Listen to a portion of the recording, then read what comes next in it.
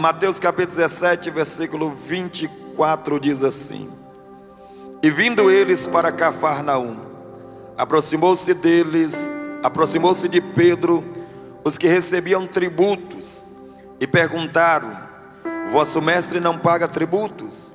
Disse ele: Sim. Quando entrou na casa, e Jesus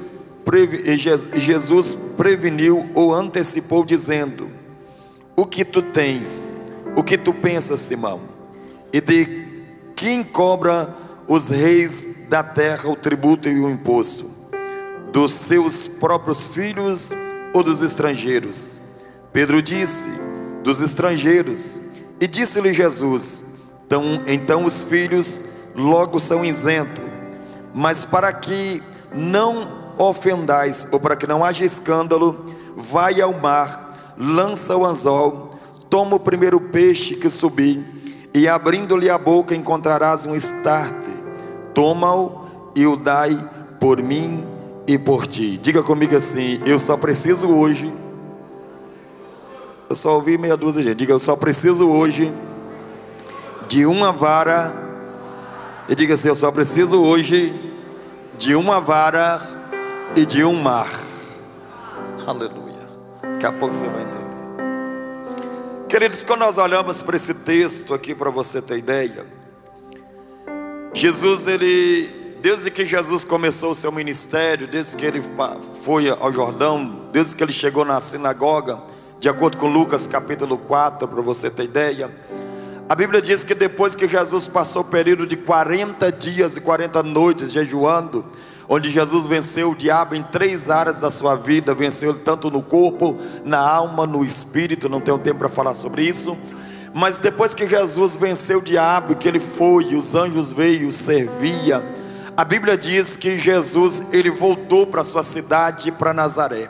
Mas quando Jesus chega a Nazaré, a Bíblia não diz que Jesus vai para sua casa, ou vai aonde está sua mãe, onde estão os seus irmãos. Ele vai direto para a sinagoga. E por ocasião desse dia era sábado, e a Bíblia diz que quando Jesus entra na sinagoga, algo extraordinário aconteceu. Porque algo que é extraordinário, por que é extraordinário? Te explico o porquê. Porque quando Jesus entrou nessa sinagoga, só para você ter ideia, Jesus passou toda a sua vida aqui nessa cidade, na cidade de Nazaré. Jesus praticamente passou a sua infância, cresceu, conhecia todas as pessoas dessa cidade. Todas as pessoas conheciam ele por causa do seu pai José, que era carpinteiro. Provavelmente Jesus havia ajudado a fazer muitos negócios, havia feito, quem sabe, muitas cadeiras, algumas camas, algumas mesas, havia feito algumas coisas que necessariamente necessitava de carpinteiro. Provavelmente, pastor Fabrício, Jesus tinha feito para a maioria das casas dessa cidade aqui.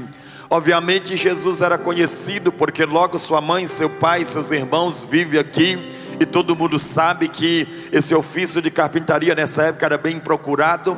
E o que eu acho interessante é que Jesus, depois, para você ter ideia, depois que ele passou 40 dias, depois que ele foi batizado, depois que o Espírito Santo desceu sobre ele de forma corpórea de uma pomba, e agora Jesus, ele retorna. E nesse sábado, justamente no seu retorno, Jesus, ele vai até a sinagoga, porque ele sabe que eles estão reunidos estudando a Parasha, a Torá, nesse lugar aqui.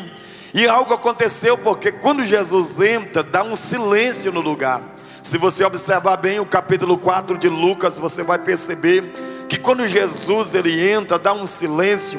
E o ministro que está com o rolo na mão, com a Parasha, que eles vão estudar nesse dia, eles estão com o rolo, ainda não foi aberto, porque eles abriam, e o texto que saía, eles estudavam, debatiam durante o dia, ou durante todo esse dia, que era o dia, o sábado. E agora quando Jesus entra, o ministro paralisou, e quando viu Jesus entrando, ele logo chamou Jesus e o convidou para que ele assumisse a tribuna. Algo fora do normal, porque Jesus era acostumado a estar nessa sinagoga todos os dias. Ele era acostumado e era conhecido nesse lugar. Mas o que chama a atenção é que o ministro, quando olha Jesus entrando, ele para, chama Jesus e entrega o altar da sinagoga para Jesus, e entrega o rolo que está nas suas mãos. E sabe o que eu achei interessante? É que quando Jesus cruzou a porta, eles não entenderam que era o filho de Maria e nem o filho de José, e tampouco o carpinteiro. Quando Jesus entrou, já não era mais o filho de Maria, já não era mais o filho de José.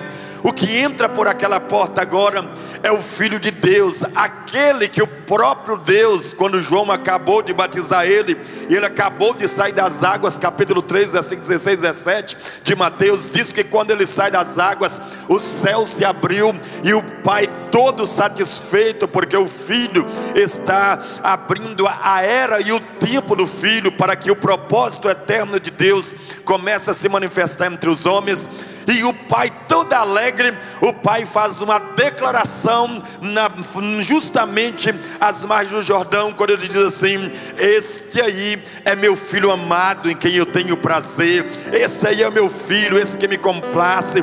Esse é meu filho. E todo mundo já sabe que ele é. Ou seja, agora o que entra agora dentro desse lugar, dentro daquela sinagoga, não é o filho do carpinteiro, já não usa vestes de carpintaria mais. As roupas que ele usa agora é as roupas do Filho de Deus, é o Messias, o unigênito. E quando ele entrou, automaticamente as pessoas já não vê ele como ele era antes. Sabe por quê? Porque eles estão reconhecendo que a autoridade maior daquele ambiente agora já não é mais o ministro de culto, já não é mais o responsável pela sinagoga. Eles reconhecem que quando Jesus entrou no lugar, a soberania do lugar passou toda para as mãos dele. Porque quando Jesus chega no ambiente, escute bem isso aqui, o ambiente muda totalmente. Quer ver uma coisa? Você entrou triste, abatido, com tantas coisas na sua cabeça, com um parente que está internado, quem sabe lá na UTI, ou alguém próximo a você te falou uma palavra mal falada, te ofendeu, você entrou triste nesse lugar. Mas sabe o que é o mais interessante? É que no decorrer do culto você não percebeu, o seu coração está leve, a sua alma está tranquila, você já sente a presença dele, porque quando ele chega, ele toma conta do ambiente. É fácil perceber quando ele entra no lugar. Quando ele entra, ele é o centro da atenção do ambiente. Quando Jesus entra, ele é o centro da atenção daquele lugar. O ministro logo reconhece que não é mais o Jesus carpinteiro, mas é o Cristo que está naquele ambiente. Quando Jesus chega, ele transforma o lugar. E eu vim dizer para você nessa noite aqui, só para te animar, que ele já tomou as tuas mãos desse lugar aqui hoje. Ele já pegou nas tuas mãos. Ele já está dizendo: hoje eu vou te levar para casa. Eu vou abrir um tempo de esperança, e você vai viver os melhores dias estão para acontecer na tua vida, porque ele está nesse lugar e ele controla esse lugar.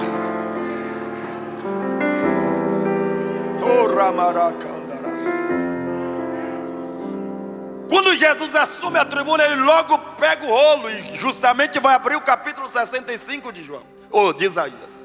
Quando ele pega o capítulo 60, ou 61 melhor dizendo, ele vai fazer menção e dizer assim, ele vai fazer menção, ele vai dizer que o Espírito do Senhor está sobre ele. Ele vai dizer que ele foi chamado para pregoar aos que estão cativos, aos que estão em prisões.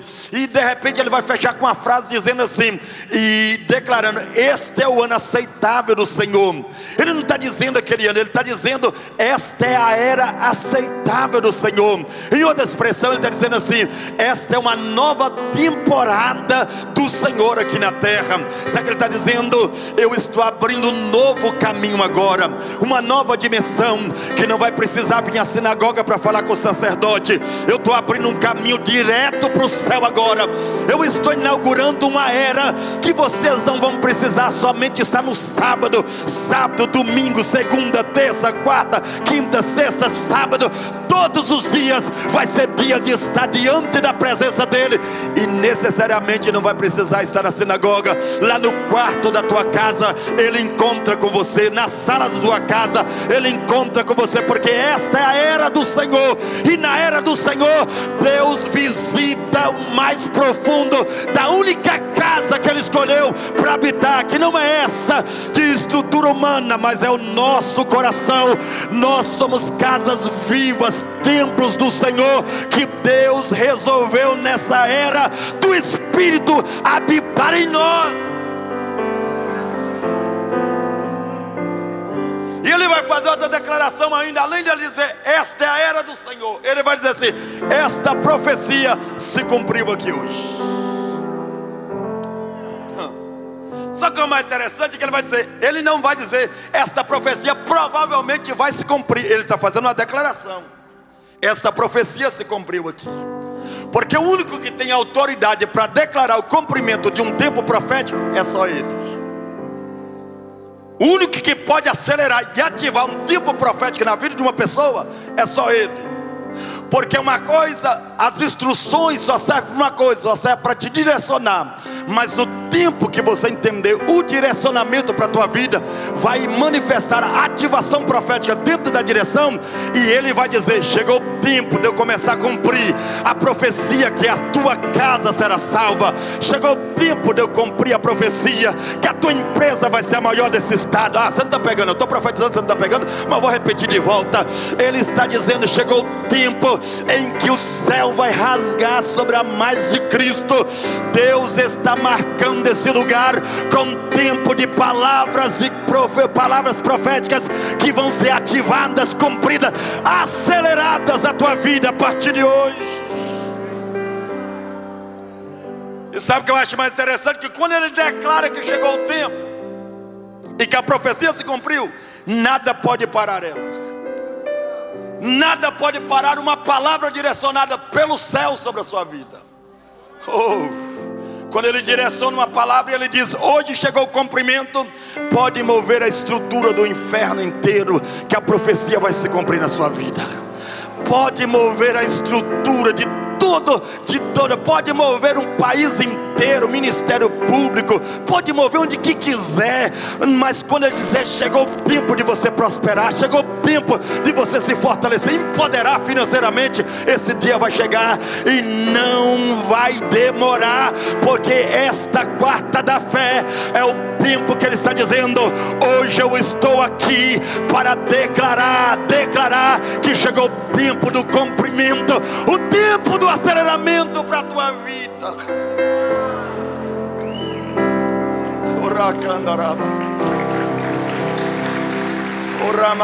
Agora tem uma coisa interessante, é que quando ele diz assim, hoje a profecia se cumpriu nesse lugar, deu aquele silêncio no ambiente.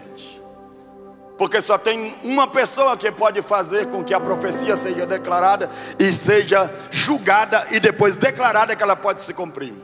Somente o sacerdote. Só o sumo sacerdote pode declarar o cumprimento ou não de uma profecia.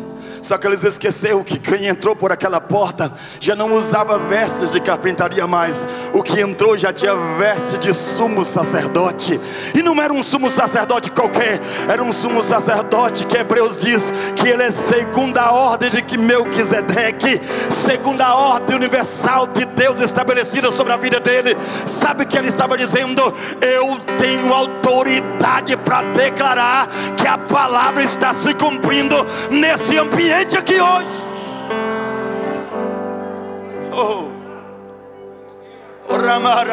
Eu estou sentindo Deus aqui, irmãos.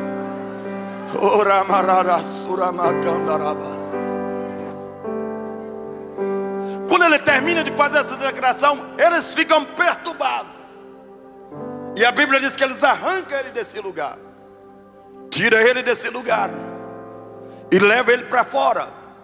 E uma das coisas que eles iam fazer era jogar Jesus lá de um penhasco. Só que quando eles estão preparando, Jesus simplesmente levantou a cabeça, passou no meio deles, eles nem perceberam Jesus passando.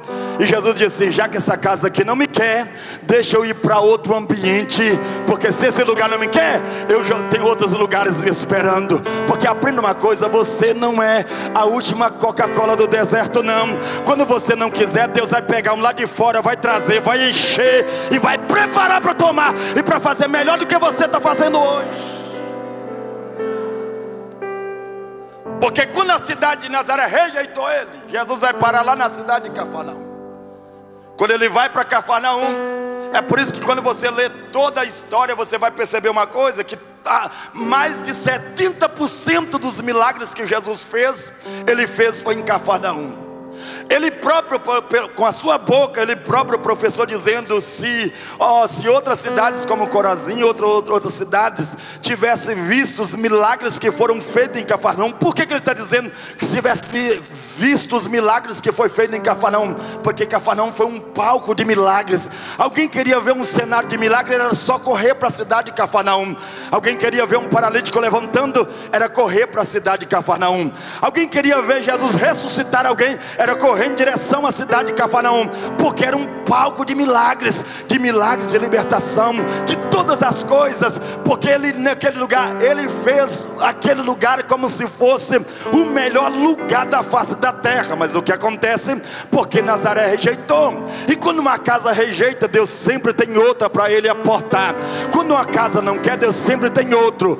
Deus não substitui ninguém. Guarda isso na sua cabeça: Deus não substitui ninguém.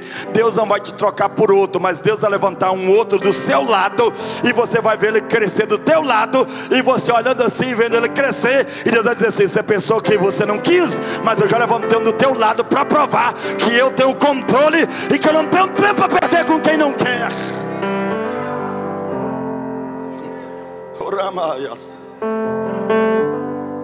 Porque na vida é assim.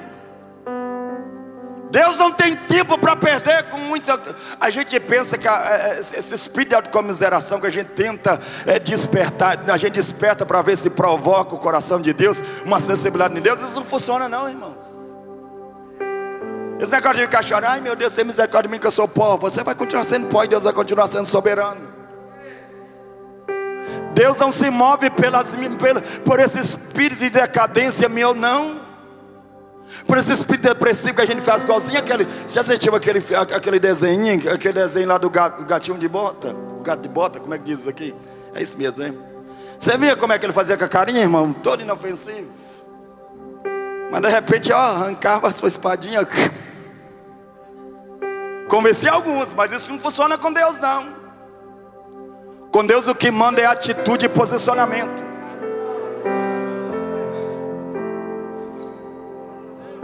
Com Deus esse negócio de: ai meu Deus, se o senhor não fizer, eu não vou no culto. Aí Deus fala: não tem problema não, é até bom que você ocupou um lugar para quem está necessitando.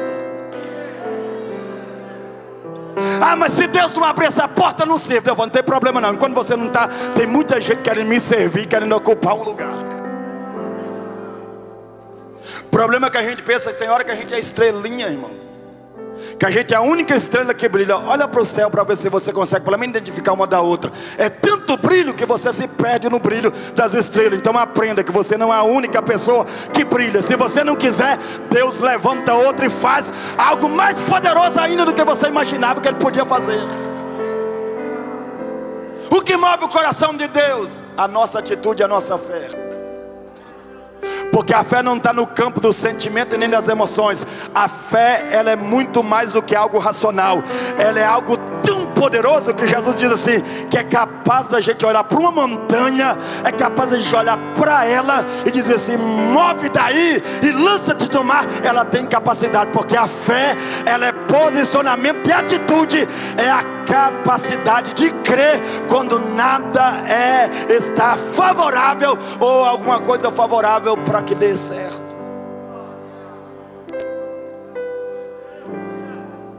Aí ele deixou adiantar isso. Aí ele vai para Cafarnaum. E durante todo o tempo Jesus vai passar em Cafarnaum.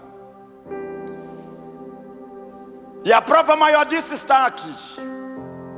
Jesus está retornando outra vez para a cidade de Cafarnaum.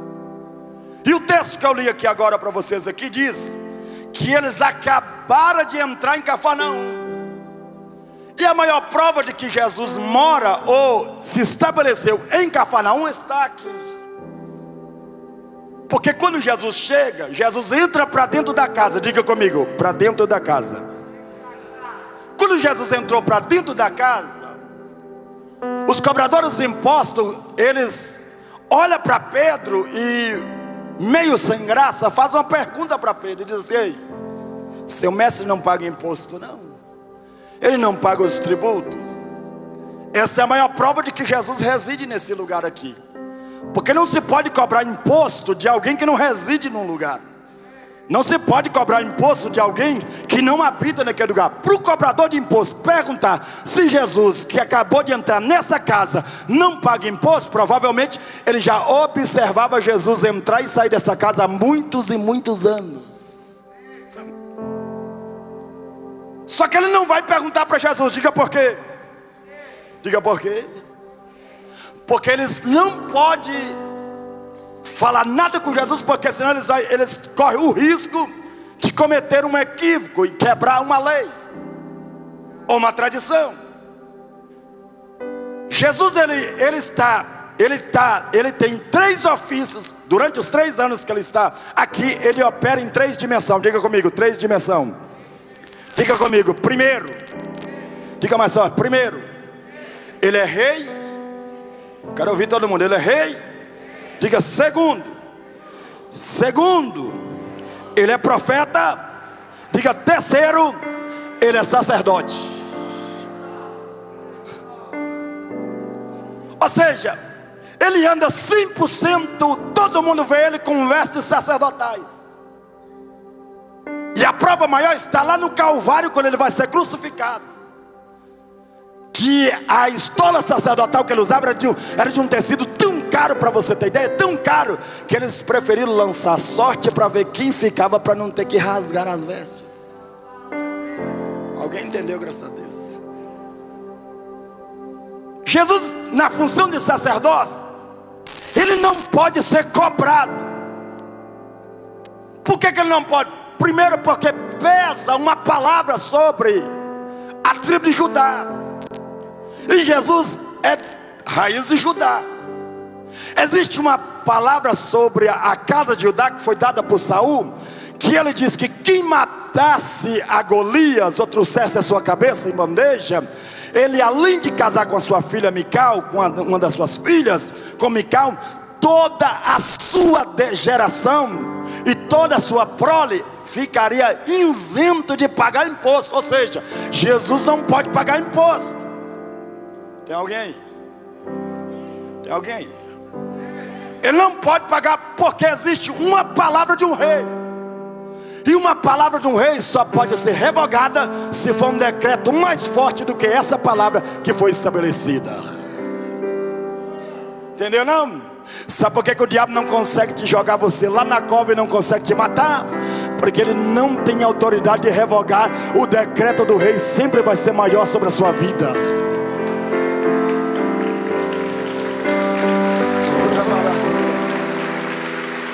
Sabe por que você tropeça, você cai, mas você levanta de novo? Sabe por que você tem dia, você fala: Senhor, não estou aguentando, vou tirar a toalha, não aguento mais. Aí de repente entra uma força em você.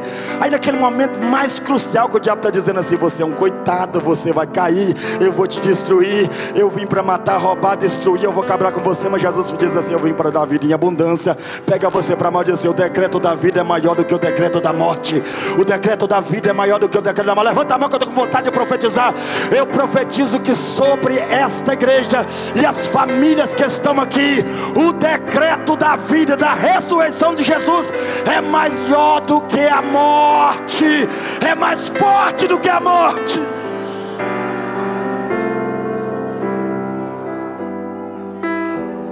A morte vai bater na tua porta, mas a vida que está lá vai repreendê-la, porque a vida, o decreto da vida é maior do que a morte.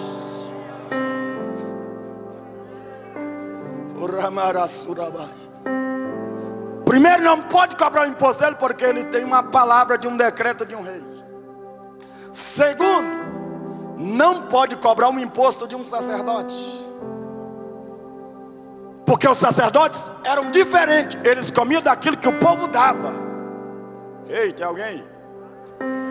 Eles se alimentavam das ofertas do povo. O que o povo dava, eles se alimentavam. Ou seja, então, eles são cuidados pela comunidade. E logo eles são isentos de imposto. Diga comigo, imposto. Levanta sua mão para mim, Tamires, por favor.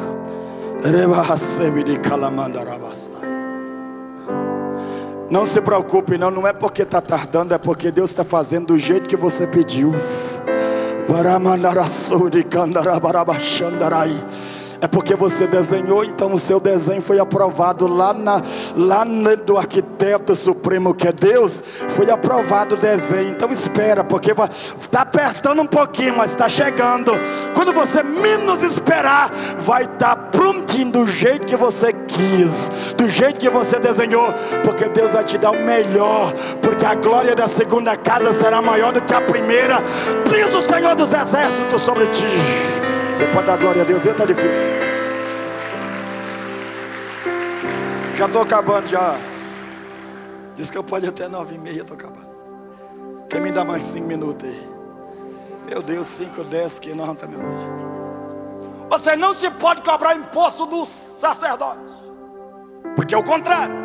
Eles são isentos de impostos. O cobrador de imposto não vai cobrar direto de Jesus, porque Jesus está usando roupas sacerdotais. Diga comigo, roupas sacerdotais. Mas vai cobrar de Pedro. E por que vai cobrar de Pedro? Olha para cá, se você não dá glória a Deus, eu vou descer aí, tá? Com máscara. Por que vai cobrar de Pedro? Porque é mais fácil cobrar de seguidor e de discípulo do que cobrar direto dele. Vou repetir, vou desenhar, você entendeu? Eles vão cobrar de Pedro pelo simples fato, porque Pedro tem acesso à casa, eles não. Pedro pode entrar e sair a hora que ele quiser, eles não. Entendeu não? Entendeu porque eles cobram de você? Entendeu porque depois que você aceitou a Cristo, a carga aumentou? Os seus amigos do trabalho te acusam, te chamam de crentinho, te chamam de santarrão, inventa tanta, até calúnia quando você, até quem sentava na mesa de bar com você, te persegue hoje. Porque eles não têm acesso ao que você tem. Aí eles não têm acesso a ele, vai cobrar de quem? De quem segue. Ou você acha que você está sendo perseguido porque você é bonitinho, irmão? Porque você é melhor? Você só está sendo perseguido porque eles descobriram que você parece com ele.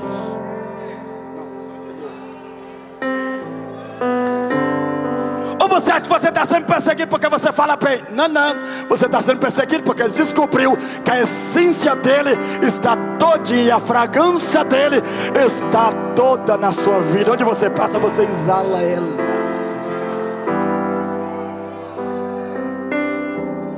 Ou você acha que persegue você porque você conseguiu bater todas as metas lá e eles não conseguiram? Mentira, porque você parece com ele. Então eles não têm acesso a ele, então vai tentar ofender ele perseguindo você. O diabo sempre foi esperto nessa área. Escute bem isso aqui. O diabo nunca vai ter poder para se igualar ao poder que ele recebeu na ressurreição. Porque o poder da ressurreição diz: é-me dado todo o poder nos céus, na terra e debaixo dela.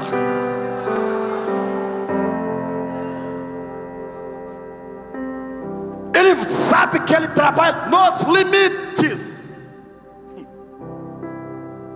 Ele não tem acesso a ele, vai perseguir quem? Você.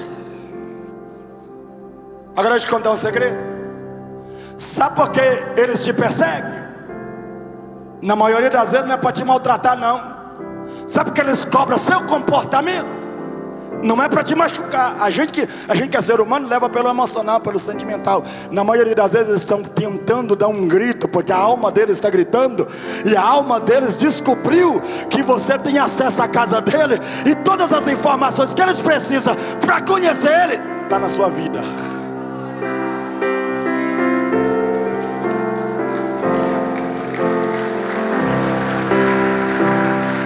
Olha para cá, irmãos. Descobriu que a sua genética é igualzinha a dele, que seu DNA já não é da terra, é dele. Como, pastor? Porque a Bíblia diz assim: não fosse comprado nem com prata nem com ouro, mas pelo precioso sangue. Oh, você não entendeu não? Quando o sangue, ele não só cobriu os seus pecados. Não. Porque para cobrir pecado já tinha a antiga aliança. Matava-se um cordeiro e pegava seu sangue e cobria os pecados, mas não tirava. Mas nessa aqui não. Essa aqui é diferente. Para você ter acesso de volta, você precisa de 100% do DNA dele como filho para ter acesso. Pegou não? Já falo isso aqui, ó. Você só deixa de ser criatura quando você se torna, Efésios capítulo 1 e versículo 4 e 5. Diz que nos predestinou para sermos filhos de adoção, ou seja, para nos adotar nele. Olha para cá e nós vamos orar. Só que a questão da palavra adoção aqui, lá no Oriente Médio, principalmente para os judeus, totalmente da descrição que eu e você temos. Porque na nossa mente, adoção é quando uma família não pode ter filho. Ela vai fazer o quê? Ela vai buscar uma outra criança que não é do seu sangue, que não tem o seu DNA, e vai adotar ela, e vai tomar essa criança como se fosse seu filho, por adoção. Agora adoção para o judeu não. Adoção, quando diz ele nos fez filhos de adoção por meio de Cristo, porque o termo adoção para os judeus significa que a responsabilidade, vou repetir, que a responsabilidade do filho mais velho, o pai transfere para ele, vou repetir, o pai transfere para ele, para que ele faça cargo, cuide de todos os seus irmãos menores. Entendeu não? É que nosso irmão maior Jesus, ele tomou a doação, ele se tornou 100% na ressurreição, filho de Deus, legítimo, porque venceu a morte, o primogênito dentre os mortos. Ele é o primogênito. E sabe o que aconteceu? Na sua ressurreição ele nos adotou, a mim e a você, e nos colocou debaixo da sua proteção. Nos colocou debaixo da sua proteção. Ah, você não entendeu? Nos colocou debaixo da sua proteção. Eu estou dizendo para você que o diabo não pode contra a sua história, contra a sua casa, contra os teus projetos, contra teus sonhos, porque você está guardado debaixo da mão do teu irmão maior, que é Jesus, que te pegou e te cuidou. Ele está cuidando de ti. Fica de pé.